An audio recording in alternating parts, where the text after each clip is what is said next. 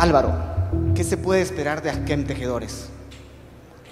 Muchas gracias. Yo quisiera empezar contándoles una cita que me pareció muy interesante y dice: es necesario tener valor para levantarnos y hablar. Es necesario tenerlo para sentarnos y escuchar. Esto lo dijo Churchill. Y durante todos estos años yo he escuchado mucho frases, afirmaciones y posiciones alrededor de la necesidad de la unidad de un país, y que al final no deberíamos de hablar de nuestras diferencias. Yo creo que no podemos hablar de en qué nos parecemos si no reconocemos en qué no. Y ese es el desafío, las dos cosas. Y por eso me parece que debemos de valorar este esfuerzo y tener la gran expectativa que va a ser el esfuerzo de encontrarse, aún sabiendo que somos diferentes y aún sabiendo de que no vamos a estar de acuerdo en todo. El sentarnos y escuchar, el aprender y conocer de los demás, me parece que es un avance sustantivo en términos de país.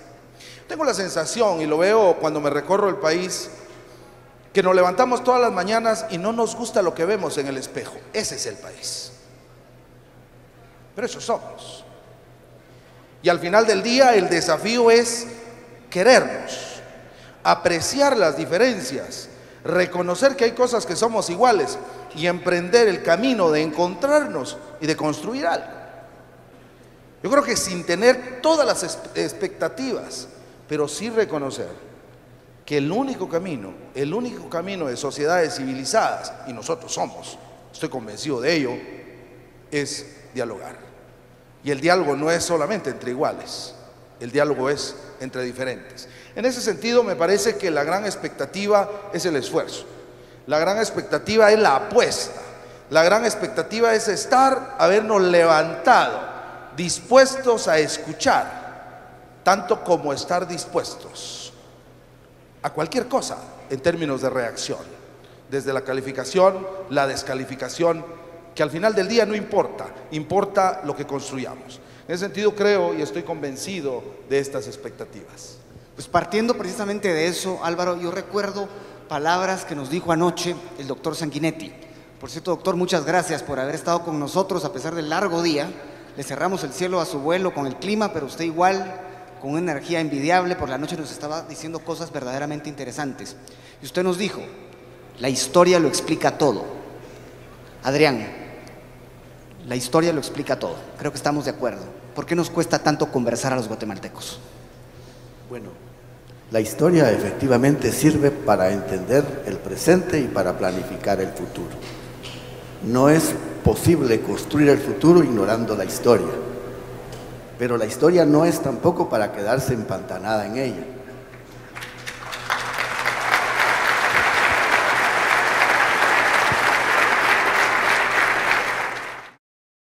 No se puede cerrar la hoja de un libro sin haberla leído, pero no nos podemos quedar leyéndola permanentemente. Y yo creo que para eso es la historia. Y hay actitudes que van en contra de esta filosofía de la historia. Y aún con el riesgo de ser imprudente, que ustedes me lo han enseñado en el grupo por la metodología que llevamos, yo les diría que el día de hoy tuve dos impresiones relacionadas con esa visión de la historia que es para quedarse empantanada en ella. Cuando salía de la Universidad de San Carlos, donde tengo el honor de trabajar, veía algunos afiches relacionados con elementos de la historia, con una particular interpretación y anclados en ella. Decía yo, para esto debe servir la historia. Pero cuando llegué acá, escuchaba un discurso donde decía, se penalizaba la protesta social y se recordaba la historia para atribuir responsabilidades a liderazgos provenientes de esa etapa. Yo creo que la historia no debe de servir para eso. La historia debe servir para enseñarnos qué fue lo que hicimos bien y qué fue lo que hicimos mal, y a partir de ahí empezar a ver juntos el futuro, entendiendo que ver juntos el futuro no quiere decir que tengamos que estar de acuerdo en todo, Por ejemplo, el día de hoy, con la propuesta tan interesante que presentó ENADE, hay que valorarla como un esfuerzo de expresión del sector empresarial, pero eso no significa necesariamente que eso integre diferentes visiones de diferentes actores sociales y políticos que no están aquí presentes y que no estuvieron en ese proceso de ejercicio. Pero que el sector empresarial sea capaz de plantear una propuesta como un insumo a discutir para luego llegar a consensos nacionales, a mí me parece que eso es mirar para el futuro. Bueno, hablando de mirar para el futuro,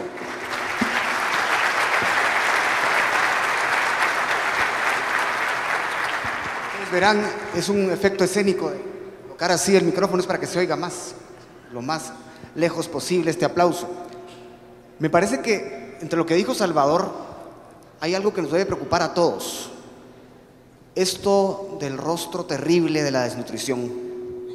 Durante los talleres, durante el seminario, alguien recordó aquella vieja máxima que se usa mucho para referirse a qué hacer con las personas que viven en la precariedad. Eso que dice y que todos conocemos, no hay que darles pescado, sino que hay que enseñarles a pescar. Carlos Cabarrús, que es un intelectual agudo e inteligente, dijo: en Guatemala muchas veces hay que recuperar el río antes de eso. Y en ese sentido creo que el tema de la desnutrición es fundamental. Lo hemos estado trabajando y ese tema lo ha liderado Carolina Roca. ¿Qué hemos logrado? ¿Qué hemos hecho, Carolina?